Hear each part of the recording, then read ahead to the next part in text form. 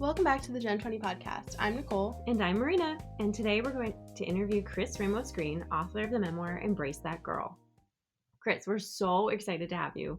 And thank you again for sending us copies of your memoir because we loved reading it. Can you tell us a little bit about how you went from your career in marketing and advertising to writing this memoir? Thank you guys for having me. I'm actually really excited to talk to you guys. So this is an interesting question because I feel like when I first graduated, I took I was really responsible. You know, I wanted to major in English and I always knew I wanted to be a writer, but my parents, my dad specifically told me, like, what are you going to do with that kind of a career? Like, you're not going to make any money. You know, you should do something that's more stable. So I went into marketing, did all the things, then got to my career and was doing really well, but it wasn't where I really wanted to be. Like, I definitely always wanted to be in a more creative space. And at the time I was in the account side, which basically meant I was a glorified organizer. Like, I would go between our client and then the creative people. So I wasn't actually getting to do much of the creative work. So I feel like I started to get really unhappy with that. And slowly I started to switch over. So first that looked like switching over to the creative side, which felt a little bit better.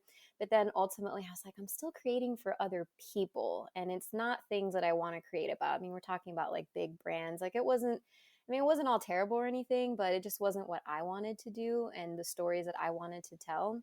So at some point I started a blog with my very good friend. And then I just decided to call myself a writer one day. I actually couldn't believe it was that easy. And then I started to apply to different places and I ended up getting a column that was for travel, started meeting different people, and little by little got my writing in different places. And then I was like, okay, I'm going to try my hand at writing a book. So I wrote my book. And then I ended up moving from Miami to North Carolina. So I dropped the book. I didn't do anything. I felt really guilty and terrible about that. And then the pandemic struck and I had a lot of time on my hands. So I went back, revised the book, and finally published it at the end of last year. And in a nutshell, that's kind of how I went from marketing to being an author. That's awesome. And I really relate to that because my journey looks a little bit similar, where I've always wanted to be a writer and similarly thought I had to do something more traditional to be successful and just never let myself believe I could be a writer. And then slowly I started getting myself in there. And then when the pandemic started, I lost my job and was just like, all right, I'm going to finally finish that novel I started. And I just finished it and I'm in the process of revising it and then trying to publish it by the end of this year. So, oh my God, congratulations. We're both going to be pandemic authors. thank you. Yeah. Right. That's a good thing out of the pandemic, right? It's like the one silver lining is we finished and published books. Yeah. But it is interesting kind of you talking about how you just started calling yourself a writer and how easy it is to kind of claim that identity, because I have a writing coaching business and I always tell people, like, if you want to be a writer, just write and then call yourself a writer. And it's like a secret, easy thing you can do. A life hack. Yeah. Will. But yeah. How did you come to terms with that? Like, did writing your memoir and revisiting this journey that you've taken help you solidify, like, oh yeah, this is what I'm meant to be doing and I'm never turning back? Yes. It's so funny that you say that because I swear to you, I didn't discover that hack till I was probably, I want to say like 24. And so I had been writing for a long time. I always knew I wanted to be a writer since I was probably in high school or even younger. And then one day I was at a bar and some guy was trying to hit on me or one of my friends. We weren't really sure, but he asked us what we did. And my girlfriend, she was like, oh, she's a writer. And he was like, oh, really? And, you know, like, what do you do? What do you write? And I kind of froze and I panicked for a minute because I didn't know how to answer that. And then I just did answer it and it was really easy and he believed me. And I was like, oh, I guess that's really it. Like, you just call yourself a writer and start writing. And it was like like my brain sort of, I'll never forget it. I was at a bar we used to frequent all the time. But yeah, I definitely like writing a memoir. It was It did a lot for redefining myself. Like I almost feel like what I got out of it the most in terms of my identity is number one, yes, my writing is it feels like a vocation, like something I didn't choose and it's beyond me and it's not exactly the easiest vocation, I think. I think all art is I'm not suggesting anything is like necessarily easy, but it's really tough to be a writer and put Mhm. yourself out there like that. It's tough to make it, quote unquote, whatever that means for you. It's just not an easy thing to do. So I definitely left with that firmly in place. But also, I think revisiting who I was in my 20s with a more impartial eye and from my early 30s when I wrote it, I had a lot of compassion for myself. And I was looking back on myself with really kind eyes and realizing how hard I had been on myself. Like I had this identity, this idea of who I was based on the crazy standards I held myself to in my 20s. Like I just never felt successful enough. I never felt like I was doing things on the right timeline. I never felt thin enough. I mean, you just pretty much put anything here and I was just never enough. And I feel like when I looked back, I was like, "Oh my gosh, like I did so much. I'm thriving in spite not in spite of myself, but because of exactly who I was and every single little action that I did." So, I definitely felt a lot of kindness and compassion for myself. That's amazing. I feel like the gift of reaching your 30s is that you're able to look back. I've definitely noticed that I'm about to turn 30 in 2 months. And I look back in the last decade and like your 20s are hard because you're figuring out your life, figuring out who you are, your brain's still finishing developing. And for the first time, I was able to look back with kindness and realize like, okay, yeah, I had to go through these things to get there. And I feel like that's also what I loved about your memoir as I read it. It's so honest. And so I related to so much, even though we grew up in different parts, we have slightly different paths, but that's like a really wonderful thing about memoirs in general. But this one is that you can relate to it no matter what you're walking through. And I think I think your readers will get a lot out of that, your previous readers and the readers to come. Oh, thank you so much. I love hearing that. So we have a couple of book specific questions we want to talk to you about. In the early chapters, your third chapter, you're talking about being a GChat employee and how you talk about the real world feels like a bait and switch, which I remember feeling that way. Nicole, I'm sure you were feeling that way until you kind of started your own business. But why do you think millennials feel this way? So this is the one question that I was thinking about how to answer. And I think for me, it was, and why I think this way, going from college, where most people that go out into the workforce, let's assume a lot of them like probably went to college. And I feel like in college, at least I had the experience of like questioning everything, right? Like for me, I mean, I really love academics. I love study. And I feel like everything was about questioning, seeing what was possible. It was about trying things on, right? Like my college years, most college years are kind of about like seeing what works for you. And then when you get towards the end, you're a senior, you've kind of figured it out. So you're on top of the world. And I feel like society tells all people who graduate, whether high school or college, like you're the next generation. Like you're going to solve all the problems. Like you're going to go out in there, you're going to make a difference. And that was sort of the messaging I received. I guess these days it probably feels more like good luck. But Mhm. um, I feel like to go from that into the workforce, and I'll just speak from my experience. And I was working at an advertising agency, which kind of touts themselves as a little bit more of a creative industry. And it still kind of felt like, really, this was it? Like nobody was questioning things or pushing back. Like, why are we at an office for 40 hours? Why do you want me to just sit here when I have nothing to do versus judge this job by our results? Why aren't we trying to do things differently? Why are we stuck doing this when time is moving this way and technology is here? I just felt like there were so many things, and it felt like people were comfortable and not really asking why, and sort of just participating in this entire system that didn't feel like it was exactly making anyone nourished or happy, but no one was asking anything. So it just felt like going from a time in my life where everything was about possibility and trying new things and pushing the limits. And then I went into a place that felt very like old, traditional, established, not pushing any boundaries, not questioning, just it is the way it is because it's always been that way. And so I don't know. I don't know why it's like that. I feel like I definitely felt like it was a bait and switch. And not all aspects of my job, to be totally fair, felt that stale, but by and large, it did feel that way. It didn't feel like there was a lot of flexibility or innovation. So I don't know. I mean, maybe it might be because of that, or because I think millennials think a bit differently than the generations that preceded us. Like a lot of like my experience of boomers and that whole genre is kind of like, okay, you put your nose to the grindstone, you work, work, work, you don't ask any questions. It doesn't matter that there's no option. So I just feel like we weren't built like that. Like we questioned why things are the way that they are and wanted to carve out a different situation for ourselves, and which I think is pretty cool. But I definitely think it's probably that's the rub, right? Like we entered a workforce designed by a different generation, and then we were kind of like, but does this work? Can it be different?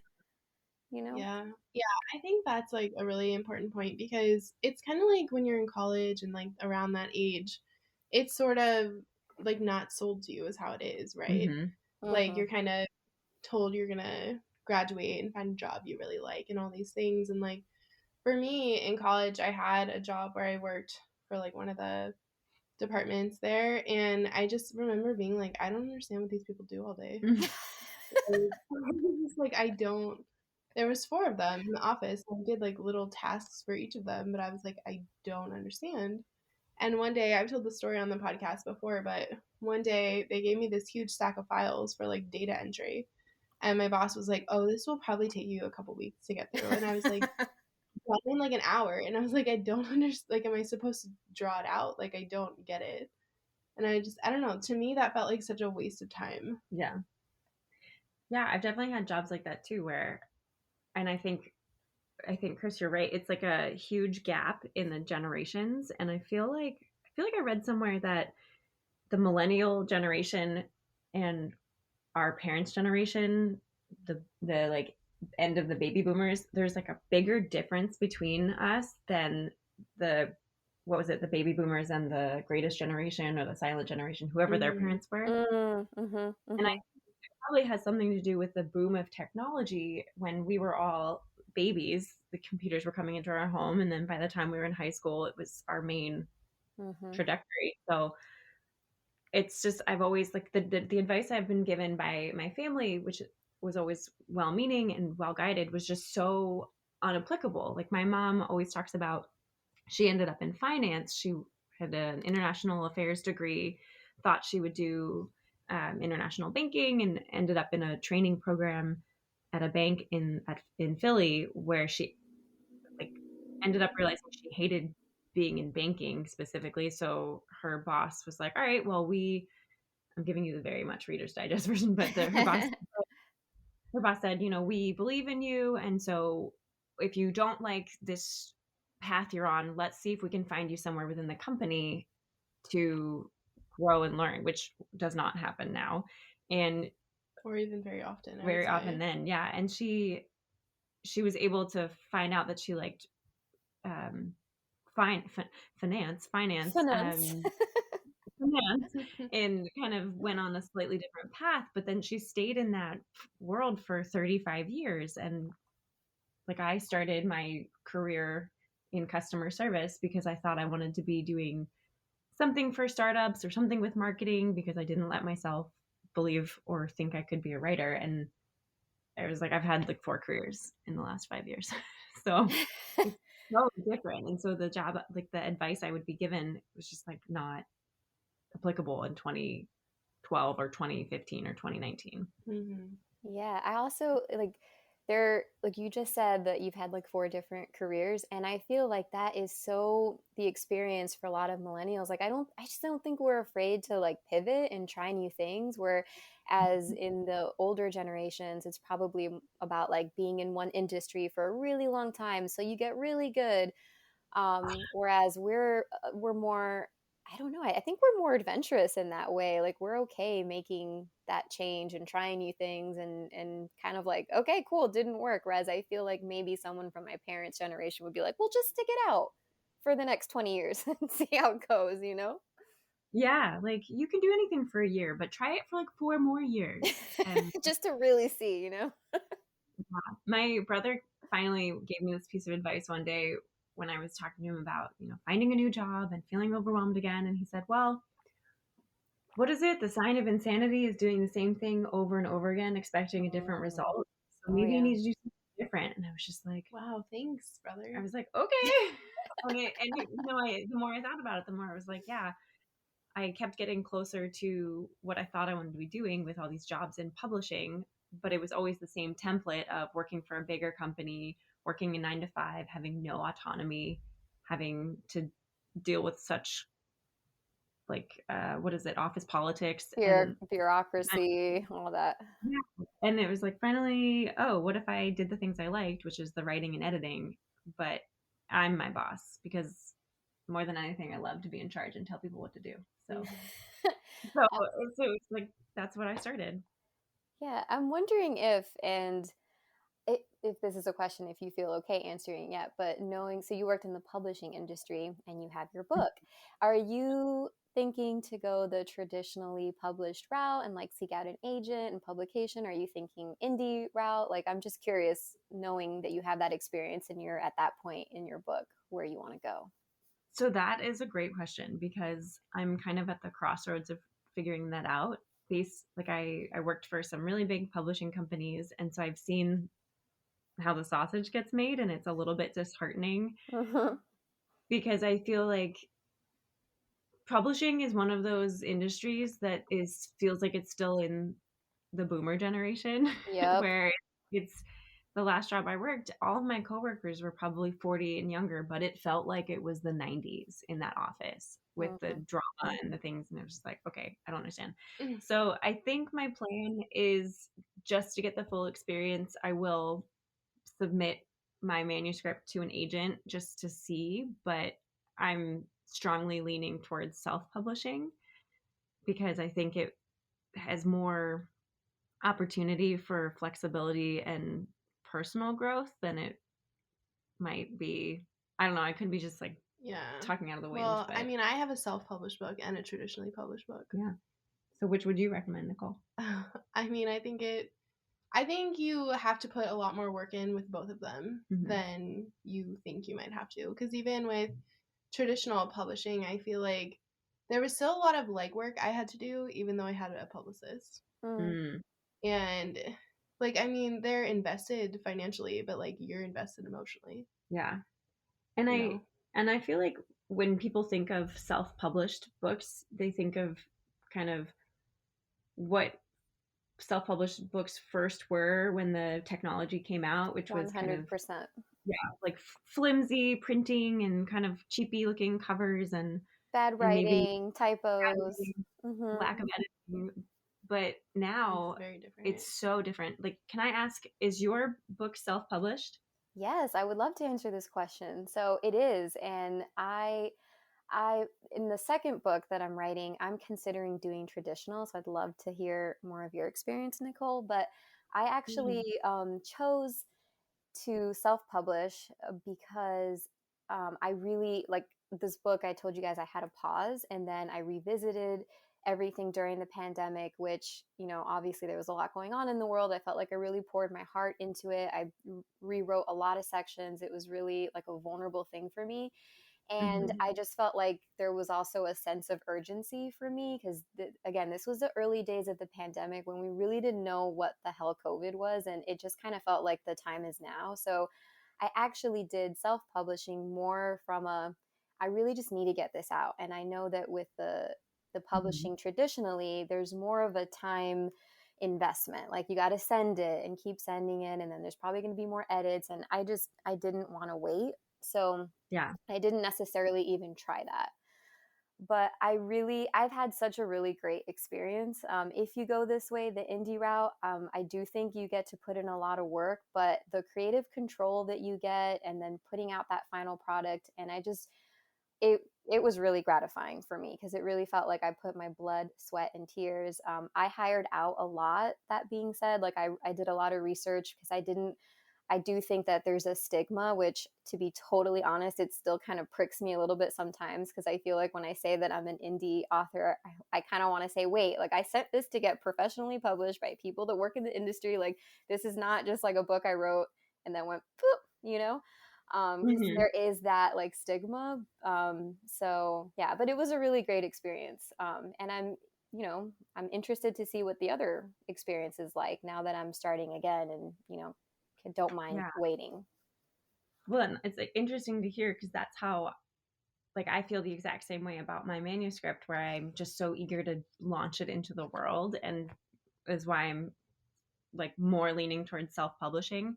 But I asked you because the only way I could tell that your book might have been self-published was because I'm one of the 10 people in the world who reads the copyright page.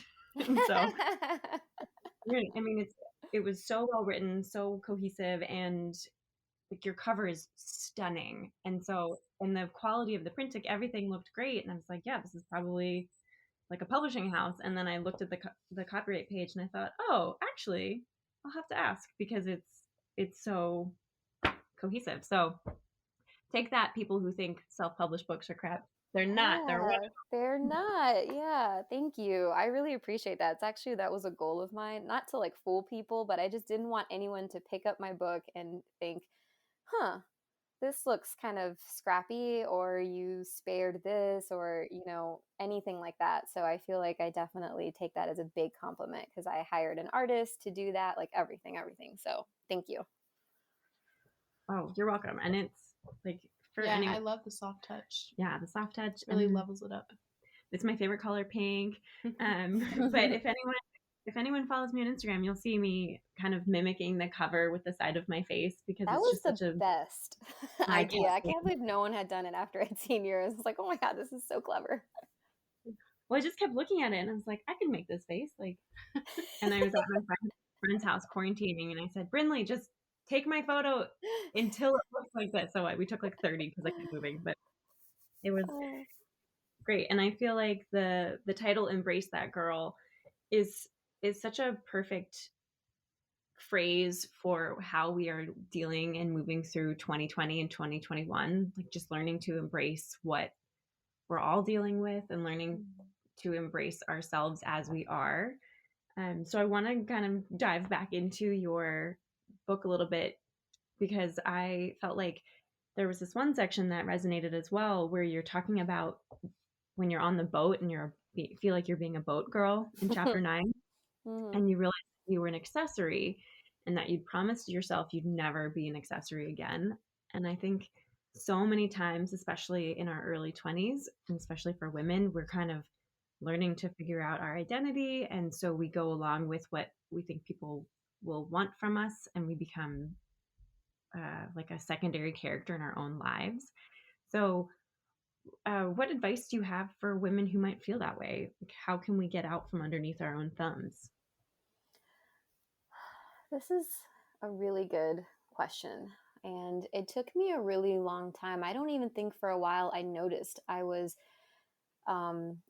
acting like a secondary character and not listening. So I do think as women, we're taught, or maybe it's inherent or a combination of both, to listen to others and to be very amenable to what other people want and pleasing. And to me, it was second nature. So it took me a really long time to listen in. So I think the advice is there's really no other way but doing the work. So whatever you need to do to be able to get in touch with yourself and also feel empowered to do what you want. Like, I feel like straight up, like I don't even know like a nicer or different way to say it. Just, I don't think that a lot of girls are taught like, just do what you want. You know, that gut when you don't want to do something, don't ignore it. Just do what you want and don't apologize.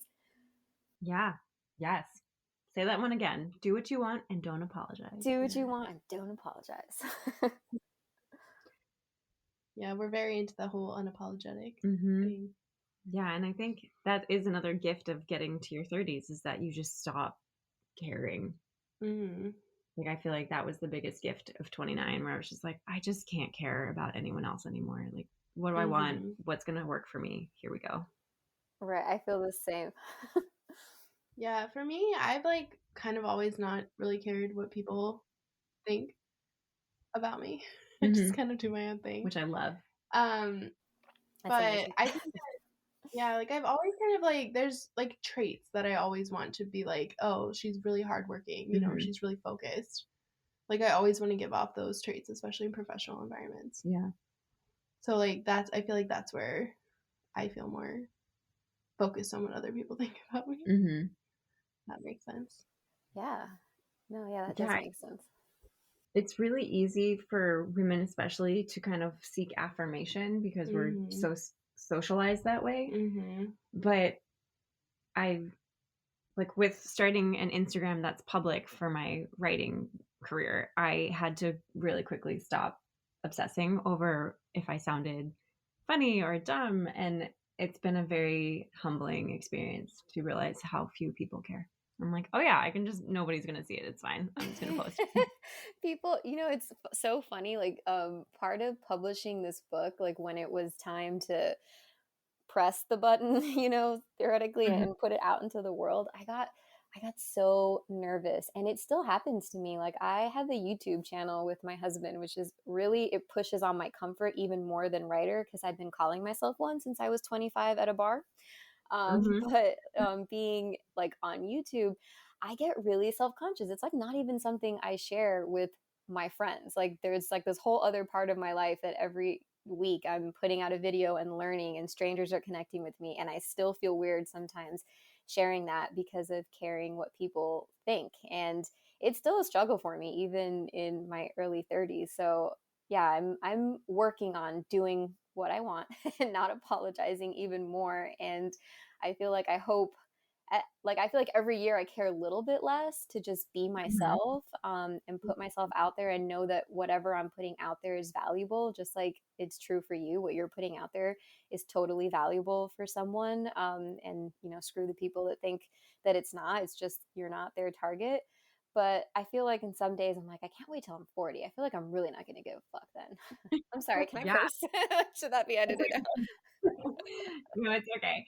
Yeah, and that's the beauty of aging. I remember when I was 15, my aunt, who's older than me, obviously, and she looked at me and she said, you know, I'm really glad I'm not 15 and you couldn't pay me to go back. And I thought when I was 15, I was like, oh my God, 15's great. And now I think, yeah, aging is never. We're doing okay. But we experienced the same thing when we first launched our podcast, because, you know, the first couple of months, the people who were listening were just our close family and friends, and it was like, okay. And then we started getting more listeners, and I remember Nicole and I looking at each other and thinking, oh, we didn't think about this part where like strangers are listening to us talk about our personal details of life. Well, it's almost easier in some ways when it feels like they're strangers versus people I know in real life. I don't know why. I've always wondered if the people I know in real life listen to this and think of me differently. If like, oh, I didn't know that about you. Well, now they should tell you because they're probably listening. Yeah, if you're listening, tell me what you've learned. DM us on Instagram and let us know.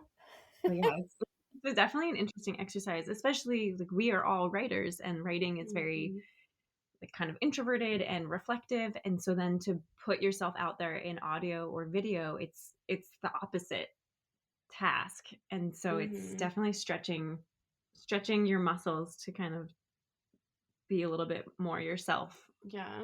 My thing about writing with like, especially when you're writing online and like sharing your really vulnerable moments and times, I think, is that you can change it or like delete it.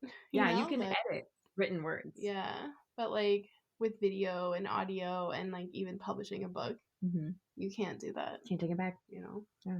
That's why you got to embrace that girl. That's true. that was very scary for me when I was publishing it. I was like, oh God, like once this gets out, like Yeah, it's that's out. it. You know, if Yeah. someone's upset or whatever, it's kind of like, Did you have any, like, not backlash, but did anyone come out of the woodwork and say anything to you after you published? Were you surprised by anything? no, I was surprised that I think similarly, and I don't know if I'm making this up about you, but the way you were kind of expecting, like, oh gosh, I'm gonna put my Instagram out there, like everyone's gonna like, maybe say something or call me a fraud, Mhm. and you're like, oh wow, yeah, nothing happened. Like it kind of Yeah. felt like that for me. I was like, oh my gosh, like I was really careful. Obviously, this is based on true events, and I was very, very intentional with what I chose to share because I didn't want to skimp on being vulnerable because then a story is not good and it's not relatable. And at the same time, I'm mindful that my story involves other people. So my kind of like my rule of thumb was one, if I feel neutral about an event, I was okay revisiting it and telling that story. Like if I can accept my accountability in it, then I felt okay sharing the experience. And I shared as much as I could, like what I was feeling from my perspective and not so much like he said, she said kind of stuff. So that was sort of Mhm. like my rule, but I have not received any sort of kickback. And I do think like a lot of my friends have read the book, so even like our extended circles of friends, it's not really hard to figure out who some of the people are, and I've not received anything bad. So I feel like hopefully that means I did a good job of being really fair. I obviously changed names and likeness and stuff like that, so if you don't know, you'll never know who it is. So I kind of felt like I did really the best I could there to be really fair to telling myself and my story and not do that apologetic thing where, well, I don't want to hurt someone's feelings by not telling my experience. I didn't want to do any of that BS, but I also felt like I'm not a jerk and I'm not here to try to convince anyone of anyone else's story. So yeah, luckily nothing yet, nothing bad. Whew. Whew. It's interesting. You said you changed names because like, I don't know if other people do this, but when I get a book, I read the copyright page, I read the about the author, like I read all the parts. And so, with your about the author, it talks about where you live with your husband. And when, in certain sections of the book, when you would introduce someone, I would think, "Oh, is this who it is?" Like Mm. I was really rooting for your story, and so it was. It. I don't want to give away any spoilers because it's such a good read, but I was very satisfied with the outcome of your Good. of your of job. I really like your life. No, but just like watching, because I feel like dating is probably an issue we could talk about on a whole another podcast. But I related a lot to the trials and tribulations of dating that you had experienced in the early parts of your memoir. So as it unfolded, I was like really excited to see how it worked out. And I was really rooting when one character was introduced. I was really rooting for him, and then I was happy when things worked out. Um, Yay. yeah, but on that note, you had mentioned in the later part of your memoir that you were wanting to have an honest conversation with your then boyfriend, and it was the first time you'd ever just point blank said, "I need this in order for our communication to work." And I thought that was so awesome because so often with early relationships, or at least in the dating relationships I've been in, it's hard to have point blank conversations about what you need in a relationship and about what your needs are when you're communicating, because I never learned how to do that. How can women be, or anyone, doesn't have to be women specific, but like how can we all be more direct when we're communicating our needs so that we aren't becoming an accessory or letting our identities down? Oh man, I love that so many readers and in different interviews that I've done, this part of the book gets called out a lot, and I almost didn't include it in the book. So I was like, well, is this really interesting? Just me having this this conversation about being like, yeah, I'm gonna need you to do that because that's not gonna work, like, you know. And so it's really funny, and I'm really glad that it's opened that up for people because it was a really big deal for me, and that was the first relationship that I actually did that. And it was kind of crazy that that happened at maybe, probably was like 26, you know? So I'd had a lot of relationships and I dated a lot, and I never once considered to simply be upfront about what it was that I wanted, that it would take. Because I think it was part of that people pleasing. I think I was not comfortable yet with who I was. I wanted to seem like super cool, chill girl that like doesn't care. You know, I'm got my own thing going on. It's totally fine. You can just text me and I'll never hear your voice, even though we're dating, like that kind of thing. And I felt like at this point, I don't know, like if I have any good advice, but I had reached my breaking point. Like there was just only so many nice girl, cool girl masks I was willing to wear. And I think at this point, I was so clear about what I wanted in partnership, and that I was like, you know, I don't want to waste any time. Like it came from a very pragmatic, not emotional place for me. Like the emotional part was really what came before it, having a hard time just simply not being apologetic about what I needed. But at that point in my life and knowing what I knew, it was very practical. I was like, okay, we don't have time for this. Like we can't do this whole dance. I can't pretend to be mad at you and then give you subtle signals so that you can figure out why I'm mad. And then, you know, all that stuff. Like, I think I'm just going to need to tell you that it bothers me and I want this number of phone calls and this is what I'm going to need. And, you know, if you think that's crazy or just too much, this is a great opportunity for you to get out. Like, it was very much like that, and not in a bitchy way. It wasn't like a, you're in or you're out. It was just kind of like a, yeah, this is what we're working with. And it was, to my surprise, very appreciated by my then boyfriend. He was just like, oh, yeah, that's super clear. It sounds good. I just didn't know. Like, and I was like, it's that easy? Should I have been doing this like the entire time, you know? So yeah, I think for me, it was just a matter of, yeah, this is the finite number I had in me to not be authentic to who I am. So the sooner you can get there, the better, because people really appreciate when you're straightforward. In my experience as a woman who dates men tend to really appreciate the more straightforward and logical a woman can be. Like to them, it's in like surprisingly, it's way less annoying. Like to them, they're just like, oh, thank God, like that was super clear. Like I can work with this. You've told me what I need, and I will go ahead and give that to you. Sounds great. Like it really was kind of that cut and dry, and it made for one of the best relationships that I've ever had. So it was definitely something I recommend. Be really truthful to who you are. Don't feel like you have to apologize or be embarrassed about what you need. You know, that's kind of what I would say. I love it. It's truly embracing that girl. I'll never stop. I'll never stop bringing it back to your memoir.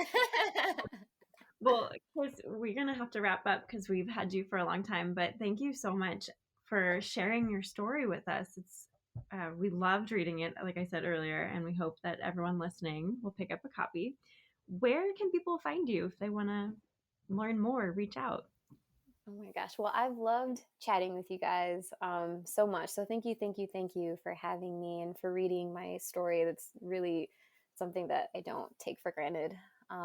Folks can find me on Instagram at Cris R. Greene. I'm on YouTube at The Green Home, and my book, Embrace That Girl, is on Amazon. So those are probably the best places. Awesome. And we will link these in our show notes below for anyone who wants to find them with clicking. And I'll be the one to sing us out today. I always tease Nicole that she's going to sing us out. So this has been another episode of the Gen 20 podcast. Thank you so much for listening. We'd love for you to leave us a 5-star rating and review. And if you ever want to email us, you can find us at marina@gen20.com or nicole@gen20.com. And we'd love to hear from you. All right. We'll see you next time. Bye. Bye.